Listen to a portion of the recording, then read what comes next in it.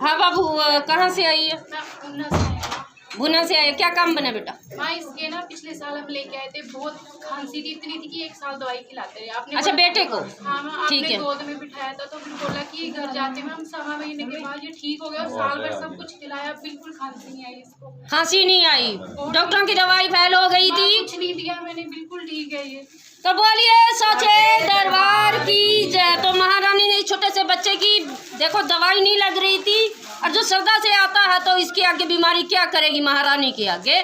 तो इस बच्चे को ठीक कर दिया, संकट काट दिया, जो भी किया कराया, या किसी की बुरी नजर जो भी थी, तो ये सब खंडित होके बच्चा खेला कूदा मुस्कुरा रहा है। और ये बच्ची आई है कढ़ाई लेके महारानी की, और महारानी आगे भी इसका कार्य बनाती रहे और ऐसे ही कढ़ाई चढ़ती रहे। तो बोलिए साचे दरबार की जय।